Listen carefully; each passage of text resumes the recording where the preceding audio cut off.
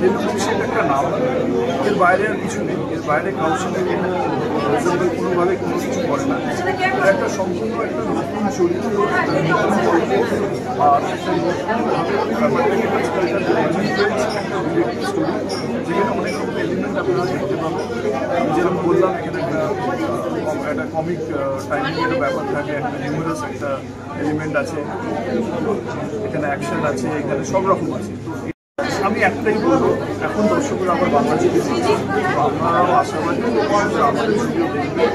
এবার আমরা এইটুকু বলতে পারি, ছবিটার পেছনে আমরা অনেক চেষ্টা করেছি, সবার মিলে একটা ভালো ভালো কাজ করার চেষ্টা করেছি।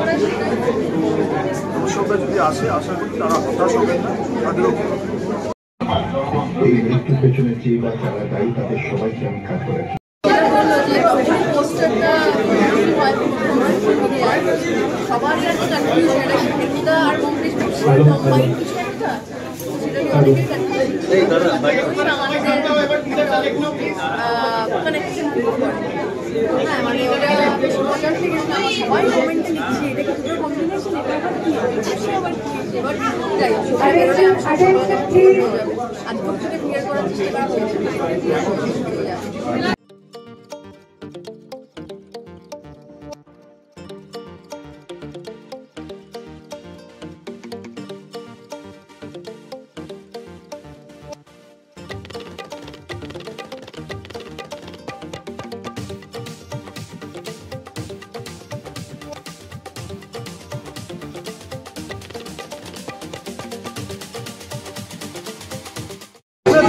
যখন আমি জানি যে কি আমি পাঠ করতে চলেছি, তো আমার কাছে এটা খুব দারুণ একটা ব্যাপার ছিল। কারণ ডেফিনেটলি ওয়েট করছিলাম যে কবে ডেফিনেটলি একসঙ্গে একটা কাজ করতে পারবো। আর সেখানে এরকম একটা গল্প, এরকম একটা চরিত্র যেখানে he is playing the detective and I am his assistant. তো এই পুরো ব্যাপারটার মধ্যে একটা দারুণ কেমিস্ট্রি আছে। শুধু রোম্যান্স বা একটা পেয়ার যখন আছে সেখানে রোম্যান্সই আছে সেটা নয়, ওই জুটির মধ্যে তারা কেস সলভ করছে, তারা একসাথে কাজও করে। আর যে বাই প্রফেশন সে একটা আরজে, আর ফেলু তো ডেফিনেটলি একটা দারুণ ক্যারিজমেটিক পার্সোনালিটি, যেমন সুন্দর খাদ্যরসিক যেমন তেমন ম্যাটার অফ ফ্যাক্টে কেস সলভ করে ফেলে।